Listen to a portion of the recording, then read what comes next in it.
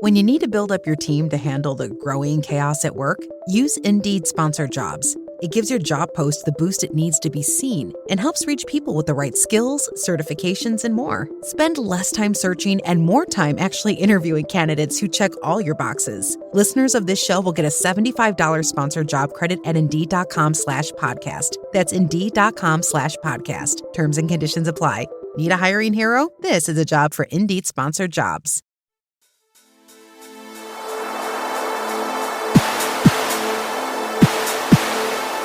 The History of the World podcast, written and presented by Chris Hasler.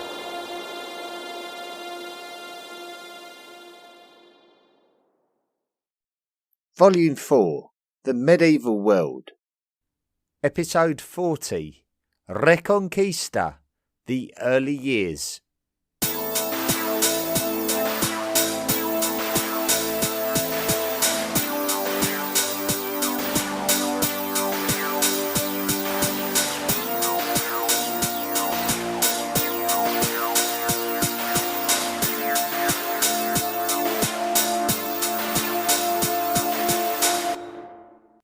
This episode focuses on the earliest stage of something called the Reconquista. In the year 711, the Iberian Peninsula was invaded by the Umayyads from across the Strait of Gibraltar from Africa. The Iberian Peninsula was dominated by the Visigoths at this time. The Visigoths were originally a Germanic peoples who migrated to the Iberian Peninsula from Eastern Europe during the final century of the Western Roman Empire in the 4th and 5th centuries. The Visigoths were originally pagan, like all of the Germanic tribes were originally, but they were Christianized like many of the Germanic tribes and other barbarians to the Romans. Earlier in our medieval story, we told the story of the Visigoths during a dedicated episode, and at the end of the episode we told the story of how Tariq ibn Ziyad of the Umayyads invaded the kingdom of the Visigoths, which resulted in the conquest of the Iberian Peninsula. However, the Umayyads were not able to take control of the entire peninsula. One of the last Visigothic stands was led by a man called Pelagius, who had to flee to the far north coast of the peninsula and fend off the expansion of the Umayyads. He did this successfully, and therefore saved one small portion of land from the Umayyads, and that portion of land is what we refer to as the Kingdom of Asturias. The establishment of the Kingdom of Asturias in the Umayyad Iberian Peninsula is seen as the beginning of the reconquest of the Iberian Peninsula by the Christian nations, something that would take 781 years to achieve. This reconquest is retrospectively referred to in the Spanish tongue as the Reconquista, and was seen as a test by God of the Christian nations. Much of the mountainous land of Asturias was not really a high priority for the Umayyads. The fact that they were unsuccessful in their quest to keep it meant that a Christian presence that became the new home for those religious relics inherited from the Visigoths still existed, and its existence meant that a new platform was established from which the Reconquista could be actioned. The Umayyad expansion didn't just stop at the Iberian Peninsula, but also extended even further north into the territories of the Merovingian Franks, before the Franks defeated them in the Battle of Tours in 732, and then they pushed the Umayyads back down south to the approximate modern border between France and Spain. In the Middle East, the Abbasids had revolted against and taken control of the Umayyad Caliphate in around the year 750. The Umayyads in the newly formed Iberian territory of Al-Andalus were not interested in recognising the Abbasid Caliphate, and it decided to declare themselves as an independent emirate with their capital city at Córdoba.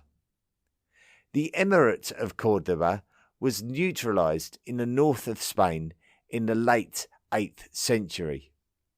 Emperor Charlemagne of the Franks had firm control of the Pyrenees borderlands, and now the Kingdom of Asturias had established itself across the coastal lands of the north, with many Christian monasteries established. However, the Kingdom of Asturias was not wholly harmonious, with local chieftains competing for each other for wealth. The same can also be said of the Emirate of Cordoba. So, as we discovered during our episodes on the Crusades in the Holy Land, the Christians and the Muslims were often battling against themselves on a local level. With the overwhelming speed of the Muslim expansion into the Iberian Peninsula, many Christian families would become stranded in Cordoban territory. These Christians would have initially felt threatened by the new Muslim regime, but over time the generations would become more familiar with Umayyad and Berber families living alongside them. Inevitably, the two cultures would become integrated with each other.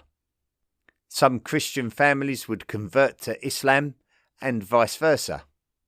The Christians in Al-Andalus and the consequential Emirate of Cordoba would develop a distinct fusion culture and language called Mozarabic. The Muslims of mixed descent in this same area are often referred to as Muladi.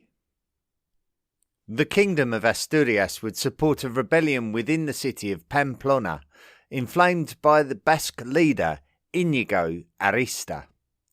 Pamplona was under Frankish rule, but the city had had a history of trying to do its own thing regardless of the will and intention of either the Franks or the Muslims. Arista would become a king in his own right and rule over a Basque Navarrese kingdom centred around Pamplona. This kingdom of Navarre would exist for over 1,000 years, and although there were both Jews and Muslims within the kingdom, it was predominantly a Christian kingdom. Asturias expanded its territory to dominate the northwest corner of the Iberian Peninsula by the turn of the 10th century. The kingdom was made up of different emerging counties. To the east and on the border of Navarre was Castile. Along the west coast from the northwest corner were Galicia, Portugal and Coimbra. The Kingdom of Asturias would move its capital from the city of Oviedo to the city of León in the year 910. And this would be the first recognition of the kingdom being named the Kingdom of León, a natural evolution of Asturias. Córdoba. The strengthening of the Christian counties in the northwest was assisted by the weakening of the Emirate of Cordoba in the early 10th century. Cordoba still represented the superior area of the Iberian Peninsula, however. In the year 912, Abd al-Rahman became the new emir of Cordoba and ruled as Abd al-Rahman III. Abd al-Rahman was selected by his grandfather to succeed him. He was young and energetic and seemed to be just the man to put down the internal rebellions that were weakening the emirate. Abd al-Rahman would make regular campaigns against the rebels in his land in a bid to re-strengthen the realm. It took him 20 years, but due to his relentless pursuit of the rebels and their forts, Abd al-Rahman was able to destroy all of the major rebellions in his lands.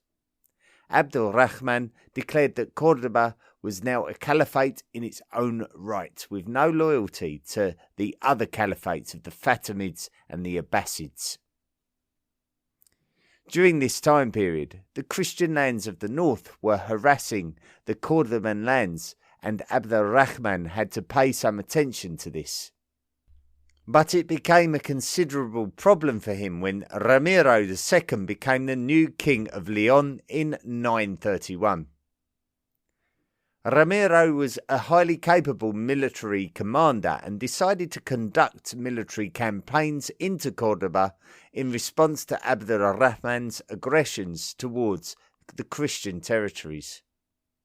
The climax took place at the Battle of Simancas in 939, which resulted in a Leonese victory. Fortunately for Abd-ar-Rahman, internal conflicts within the Christian territories prevented Ramiro from capitalizing on his victory and creating further problems.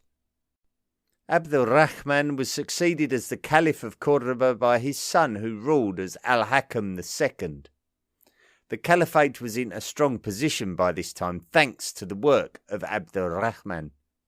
Cordoba had become the largest and most developed city of Western Europe, and Al-Hakam had benefited from high-quality education. Despite Cordoba distancing itself from the weakening Abbasid Caliphate centred in another highly developed medieval city in Baghdad, Al-Hakam's academic knowledge was celebrated throughout the Muslim world.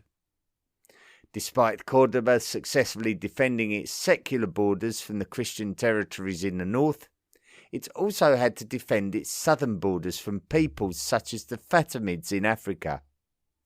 Cordoba was known for its religious tolerance towards both Christians and Jews that characterized the Islamic states that existed in Al-Andalus throughout the medieval period. This tolerance is referred to as the convivencia, but this portrayal of religious tolerance is also challenged as somewhat mythical by some scholars. On Al-Hakam's death in 976, the caliphate passed down to his son, who ruled as Hisham II. Hisham was only 11 years of age when he acceded, which meant that he would need to have a regent, and the effective regent would be his Hajib, a man known to history as Al-Mansur. Under Al-Mansur, a new wave of outward aggressiveness replaced the highly cultural nature of the caliphate that had existed under Al-Hakam. Al-Mansur campaigned relentlessly throughout his tenure. He would attack the highly regarded Christian cities of the north, including Cuellar, Pamplona, Barcelona, Leon, and Santiago de Compostela. Al-Mansur also consolidated the Cordoban gains made in North Africa at the expense of the Idrisids, who had dominated Moroccan lands for the previous 2 centuries. Fitna. The 10th century was a great period for the Umayyad rulers of Al-Andalus, which was recognised as the powerful Caliphate of Cordoba. The Christian kingdoms of the north and the Islamic dynasties in North Africa struggled to contain the Cordobans. Fortunes were about to change, however, during the 11th century. Al-Mansur died in 1002, and he would try to ensure that his sons would inherit his power. The only problem with this was that Al-Mansur was simply a military statesman and not the actual caliph. His first son was able to continue where his father left off, but his second son was deposed in a coup and ultimately murdered. The ineffective caliph Hisham II was deposed, and the entire caliphate descended into a fitna that saw it disintegrate into a number of taifas. The fitna is an Islamic word for a state of chaos, typically a civil conflict. The taifas were independent principalities that made up Al-Andalus. By 1031, the Caliphate of Cordoba was no more. The Christian kingdoms and the counties of the north had also chosen to become involved in the fitna as and when alliances and challenges suited them. With the disintegration of the Caliphate came an opportunity for the Christian realms to expand their borders. The illegitimate son of Sancho the Great, king of Pamplona, was Ramiro, who defeated his brother after his father's death and created a realm that would become the Kingdom of Aragon in the year 1035. It would be the kingdoms of Aragon, Castile and Leon that would benefit most from the collapse of the Caliphate of Cordoba. Just a couple of years later, and Ramiro's half-brother, another son of Sancho the Great, called Ferdinand, became the King of Leon. The modern capital city of Spain is Madrid, but Madrid was a town that existed in the shadow of another highly important city called Toledo during the medieval period. Madrid is 40 miles northeast of Toledo. After the collapse of the Caliphate of Córdoba, the city of Toledo was being ruled by a Berber dynasty called the Dulnunids. King Ferdinand of Leon imposed himself on the Emir of Toledo, a man called Al-Mamun. Al-Mamun agreed terms with Ferdinand, quite possibly to protect Toledo from conquest. So Ferdinand targeted other taifas instead, including the taifa of Valencia. Ferdinand attempted to besiege the city of Valencia, but he was ultimately unsuccessful. Ferdinand had to retire back to Leon due to illness in 1065, and he would die in December of the same year. Al-Mamun of Toledo would quickly move to unify the Taifa of Valencia with his Taifa of Toledo. Toledo was now the largest of the Taifas. Ferdinand had made provisions before his death to split his lands between his three sons, Sancho, Alfonso, and Garcia. Sancho, the eldest, was granted the Kingdom of Castile, but he was quite disappointed with this share, believing that he should have received more. One of the most respected young knights of the Kingdom of Leon was a man called Rodrigo Diaz of the village of Vibar. Sancho would commission Rodrigo to fight for his cause to improve his Castilian realm. Sancho would gird Rodrigo with the belt of knighthood, ceremonially recognizing him as an elite warrior. One of Rodrigo's first postings for King Sancho II of Castile was to attack the Muslim city of Saragossa. Rodrigo's success in Saragossa in 1067 was highly celebrated, and it was contemporarily chronicled that Rodrigo was the major factor that influenced this victory. There is some haziness about how Rodrigo gained his famous epithet, but the chronicler dubbed him by the name Cidi, which in Castilian translates to my lord. The word Cid was often attributed to successful military leaders, but in Rodrigo's case, the name has become his personal historical reference. El Cid. As mentioned before, King Ferdinand had opted to split his lands between his three sons. Sancho was granted Castile, Alfonso was granted Leon, and Garcia was granted Galicia. Saragossa was paying tribute to Sancho in Castile, and there were similar arrangements in the other bordering Muslim taifas to the Christian kingdoms. In the previous century, the Muslim Caliphate of Córdoba was dominating the politics of Iberia. Now that the Caliphate had fallen apart, the roles reversed. The Taifa of Toledo was a tributary of the Kingdom of Leon, and the Taifa of Badajoz in the west was a tributary of the Kingdom of Galicia. However, there was a huge amount of distrust between the three brothers, sons of Ferdinand, and this led to their Christian kingdoms entering into conflict with one another. El Cid remained loyal to King Sancho of Castile, but he would have also been all too aware of the fact that conflict would cause a general weakening of the Christian states. El Cid had made a promise to King Ferdinand to try to be an effective arbitrator between the three brothers, but this would have been an impossible task. However, he did build up a highly respectable military reputation as a legendary knight, with stories of him single-handedly battling successfully against whole groups of men. Alfonso of Leon turned his attention west towards the lands of his brother Garcia in the early 1070s. Garcia would be defeated and he fled south, leaving Alfonso to conquer Galicia. But very soon afterwards, Sancho attacked Alfonso from the east, which culminated in the Battle of Golpejera in 1072. El Cid was to play an important role in the final exchanges of this battle, which resulted in a victory for his king, Sancho. Sancho would compare the abilities of El Cid in battle to the same value of those of 100 men. Alfonso fled into exile south to the Taifa of Toledo, but Sancho's glory was short-lived when a rebellion resulted in his assassination. Alfonso returned to take the thrones of all three kingdoms, Galicia, Leon and Castile, where he would rule as King Alfonso VI.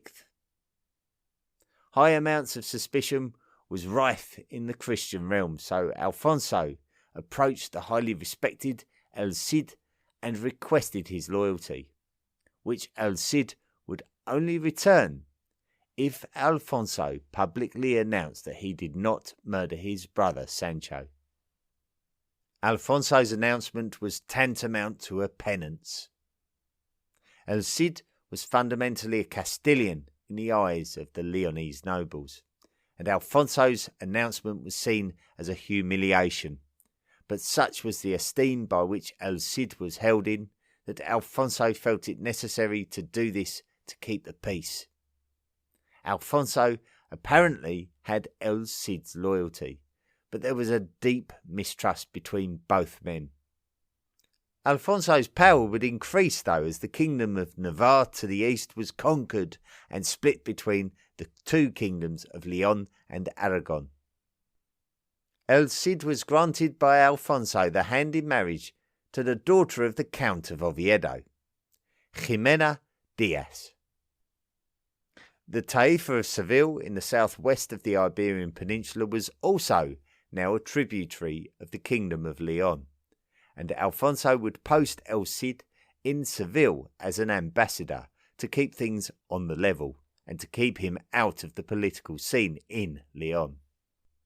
El Cid would help to defend Seville against its enemies, but would plunder a lot of booty and create a lot of fuss within the Islamic Taifas that some would deem to be unnecessary and destabilising.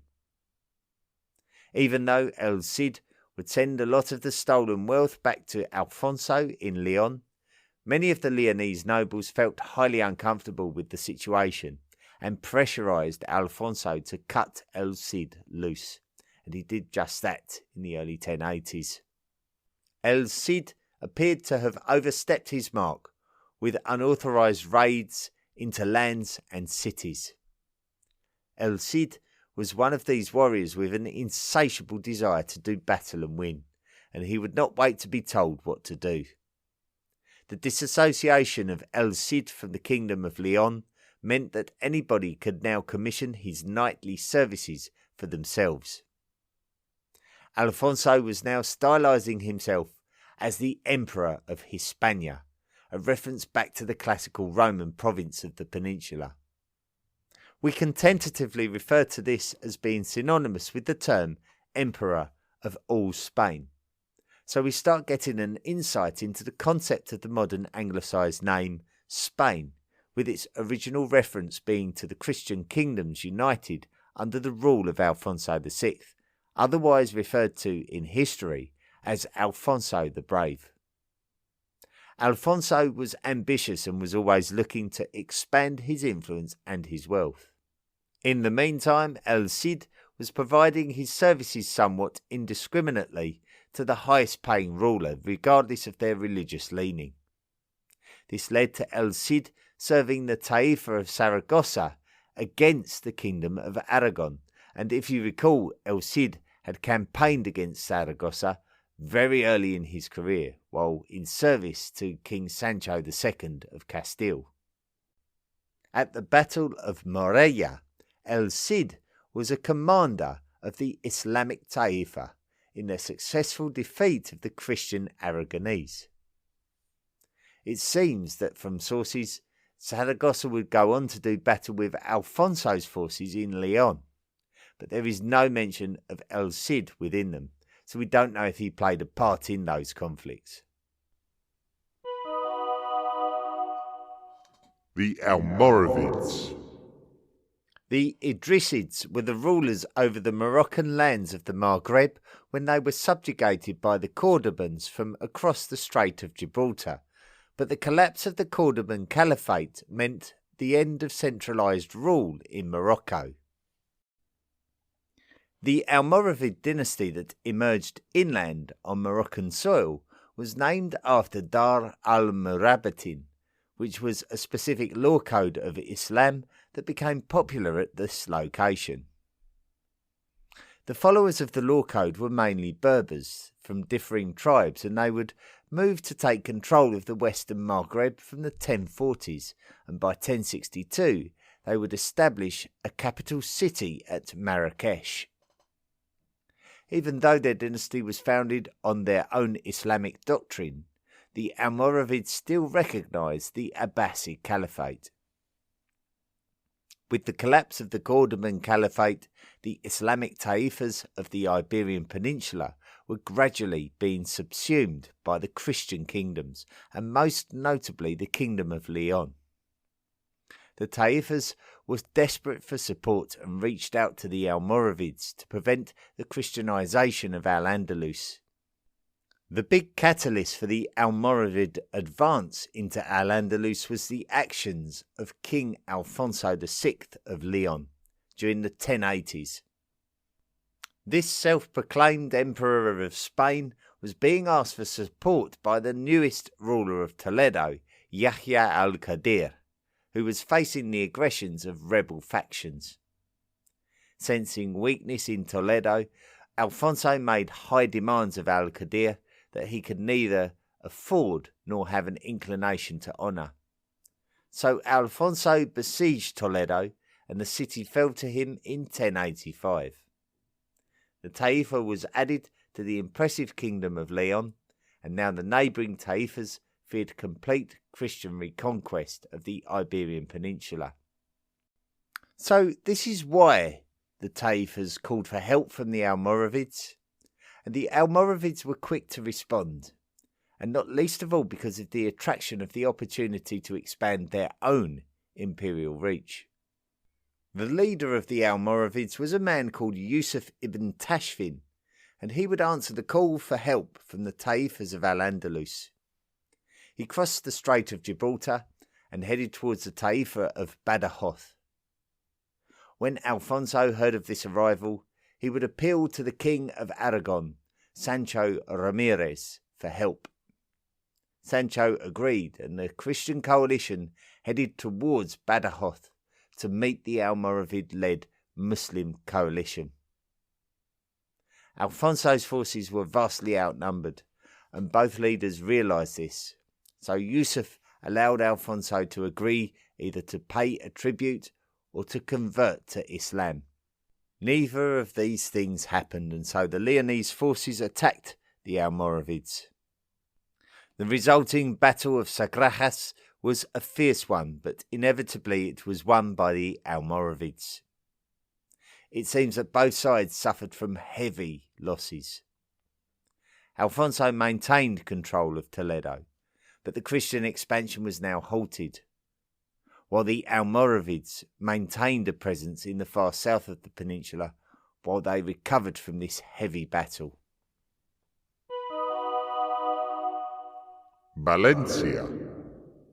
The loss caused Alfonso to contact his estranged ally, El Cid, in order to help him to keep the Almoravids at bay.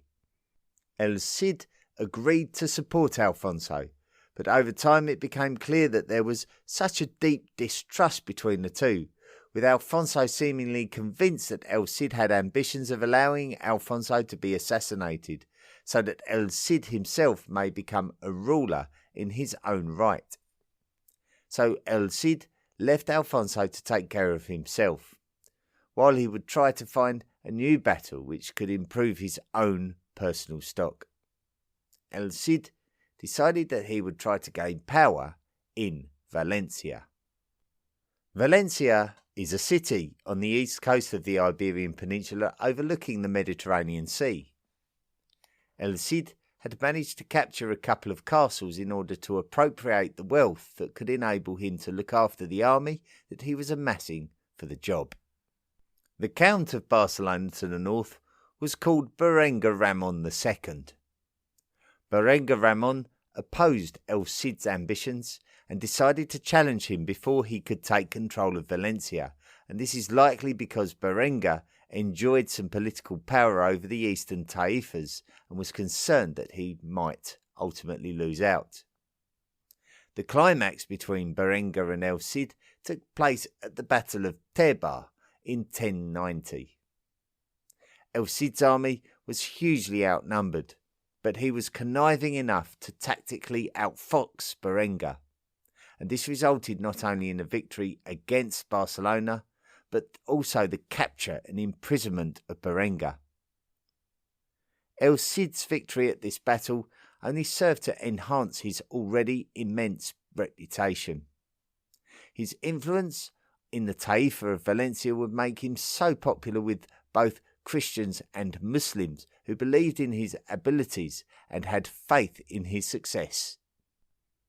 As a knight, El Cid would always justify his actions by pledging that he was in service to an overlord, and he would state that he was in service to the ruler of Valencia, Yahya al-Qadir, who we mentioned previously as the ruler of Toledo when King Alfonso took control during the previous decade.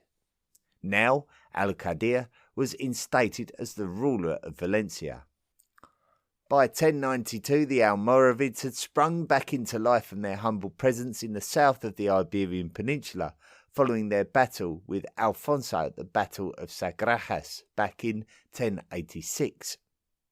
The Almoravids viewed the Taifas of Al-Andalus as corrupted by the Christian and Jewish presence, and the subsequent Muslim tolerance of it. So Yusuf ibn Tashfin, the Almoravid leader, decided that he should conquer the Taifas and restore his much more strict brand of Islam on Al-Andalus.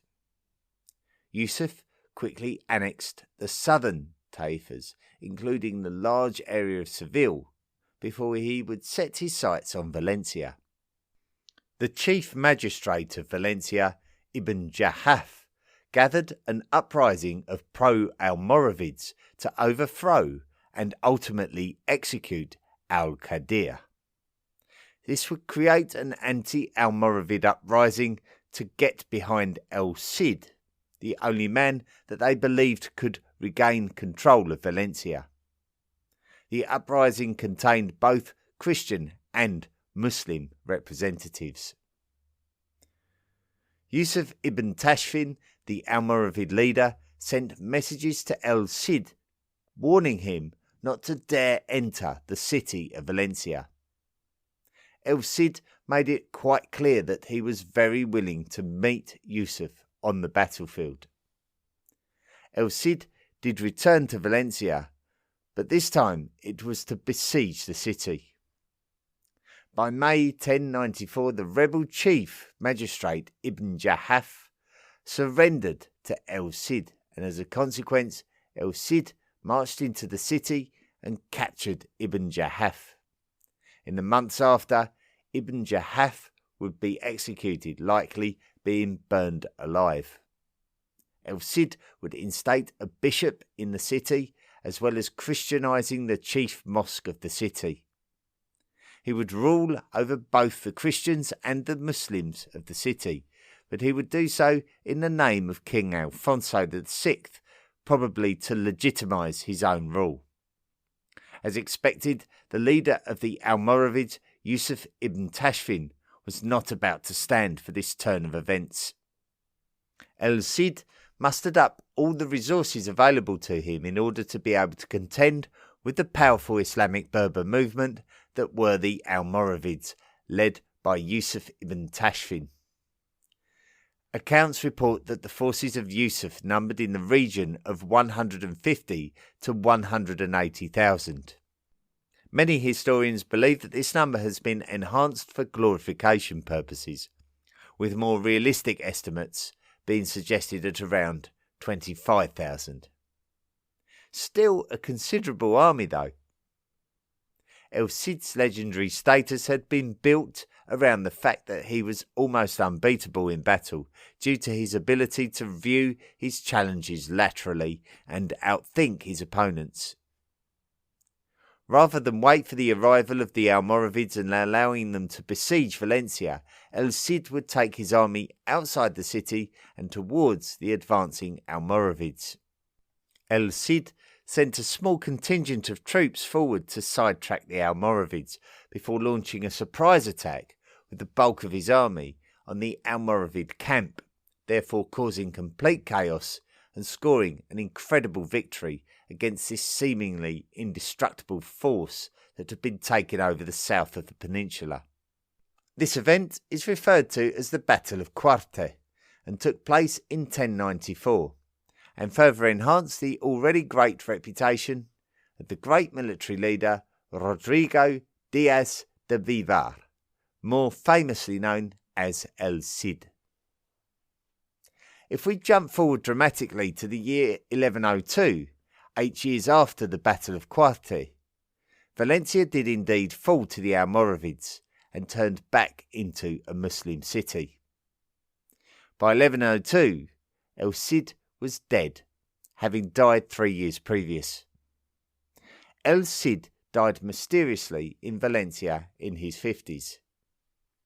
There is little to suggest that this was as a result of a battle, and it is a legendary story that his armoured dead body was propped up on the back of a horse and taken into battle to inspire the Valencians and strike fear into the hearts of the Moors, the collective exonym given to the Muslims in the Iberian Peninsula by the Christian societies, and very similar to the word Saracen, another exonym of Christendom to describe Muslim societies, especially those in the Middle East. El Cid's career is the career of the archetypal successful knight, considerable in battle and independently minded, but respectful of feudal politics nonetheless. He understood that despite his differences with King Alfonso VI, that he had a duty to protect his relationship with the king, his lord, just as he had done with his king's brother, King Sancho II, and his father, King Ferdinand I, before him. His career demonstrates that the modern temptation to portray medieval Christians and Muslims as mortal enemies of each other was much more politically motivated when conflict did occur. El Cid did not care about the religious identity of his subjects. He only cared that he maintained his own wealth and power, and always recognised King Alfonso VI, despite Alfonso believing that El Cid had ambitions to overshadow and belittle him. Whether El Cid did have ambitions to overthrow King Alfonso, or whether he just needed to recognise King Alfonso in order to legitimise his own rule, is a subject for debate. But in terms of his military capabilities, he is undoubtedly one of the greatest military leaders in history and a fundamental player in the story of the Reconquista.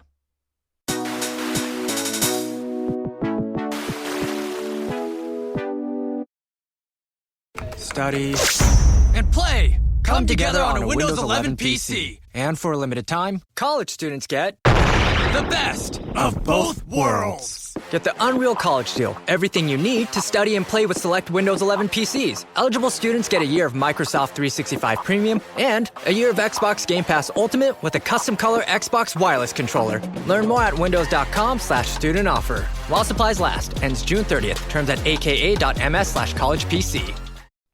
Thank you very much for listening to this week's episode of the History of the World podcast about the earliest years of the Reconquista and up to the conquest of Valencia by El Cid. And next week we'll be continuing the story of the Reconquista by looking at one of the more pivotal battles of the 13th century, the Battle of Las Navas de Tolosa. And that will continue the story. But thanks for listening this week. And let's move on to other stuff. The Ancient World Cup. 64 teams. There can only be one winner. And it's much more exciting than the FIFA World Cup in Qatar. So this is our competition. We vote for who we want to progress into the next round. Each week we have a match between two of the ancient teams. We're currently down to the last 16, and we're eliminating half of those teams so that we're left with 8 quarter-finalists. Now, last week's match was between the Sumerians of ancient Mesopotamia and the Phoenicians, the great trading colonies and societies of the Mediterranean, originating in the Levant, and of course the precursors to the Carthaginians. So the votes were all counted. We had 59 votes. So thank you very much for everyone who did vote. And the winners going through to the quarterfinals with 68% of the vote are the ever-popular Sumerians. So that will be an interesting match. So you go through to the quarterfinals against the ancient Egyptians. Now, the ancient Egyptians and the Romans are among the two favourites to win this. I wonder how the ancient Egyptians will get on against the Sumerians. Will the Sumerians, with their own very, very early culture, be more popular than the ancient Egyptians? Just because a lot of people, suggest that the Sumerian cultures advanced earlier than the ancient Egyptian cultures. So it's a good debate that. So it's a good quarterfinal matchup. Anyway, next week's match will be between the Romans and the Minoans. Now, if you want to take part, just keep an eye on the History of the World podcast social media pages. That's Facebook, Twitter, and Instagram. And it's also posted on Jenna Osborne's unofficial History of the World podcast fan group. And that can be found on Facebook as well. So there's 4 places you can go to vote. And just vote for your favourite. And whoever gets the most votes will go through to the quarterfinals. The Romans, of course, they speak for themselves. That society that was around and morphed for, you could even argue, for 2 whole millenniums. But fundamentally, the Romans we're talking about here are the classical Romans who started out as a kingdom, became a republic, and then ultimately became an empire, and probably affected every one of our lives today, just through their advances and technologies and the way that they nurtured the politics of Europe. And they go up against the Minoans, who were who are described as the earliest European society, of who we can sort of apply to history as opposed to prehistory. So the Minoans, with their linear script, which we are yet to decipher, but of course very closely linked to the trading networks of the Mediterranean, of the Cycladic islands, and very much connected to the Greek culture with their great mosaics and the Palace of Knossos that you can still visit today. So the Romans versus the Minoans will be next week's matchup. And make sure that you visit our social media pages from Monday to get your opportunity to vote. Listener messages and reviews. Now, if you like the podcast and you'd like to support the podcast, then you can. Just go to the historyoftheworldpodcast.com website, click on the Patreon link and sign up to make a monthly contribution. Those people who do sign up and make a monthly contribution get the distinction of being called a History of the World podcast Illuminati member, and over time you can qualify for rewards such as shout-outs, episodes on subjects of your choice, questions to be answered during the podcast episodes, and gifts including t-shirts, hot drinks, mugs, fridge magnets, keyrings, plenty more on offer. So make sure that you take a look and see what you can get on the Patreon website.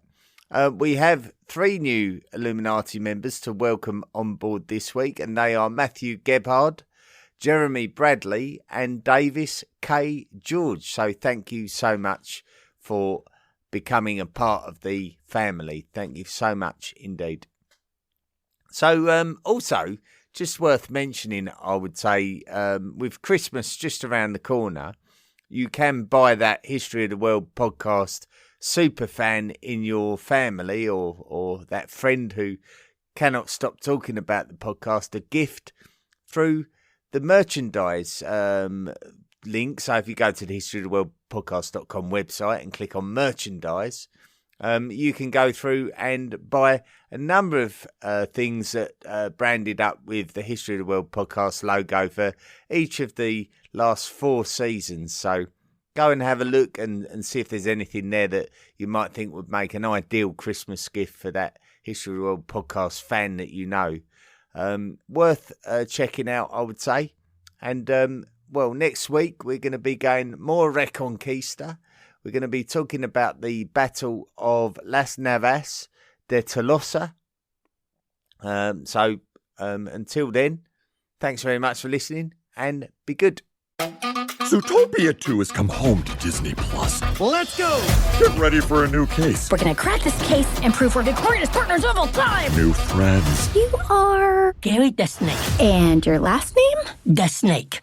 Dream team. And new habitats. Zootopia has a secret reptile population. You can watch the record-breaking phenomenon at home.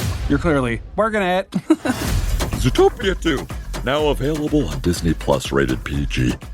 The History of the World podcast, written and presented by Chris Hasler. Please consider making a financial contribution by going to the historyoftheworldpodcast.com website and clicking on the Patreon link. Email the show at historyoftheworldpodcast@mail.com. And don't forget to join our social media at Facebook, Twitter, Instagram, and Tumblr. See you next time.